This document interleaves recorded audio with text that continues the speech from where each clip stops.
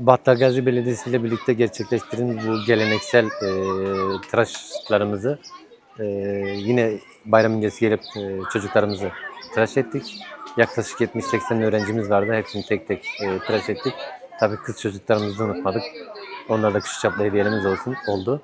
Geleneksel hale getirdiğimiz bu sosyal sorumluluk projemizde Bayram Bey'in, Battalgazi Belediye Başkanımızın bize yardımları ve desteklerinden dolayı çok teşekkür ediyoruz. Battalgazi ilçesinde butik bir okul olarak bulunuyoruz. Bayrama yakın bir zamanda Battalgazi Belediyesi tarafından okulumuzda saç tıraşı etkinliği düzenlendi. Ben başta belediye başkanımız olmak üzere bütün emeği geçen herkese çok teşekkür ederim.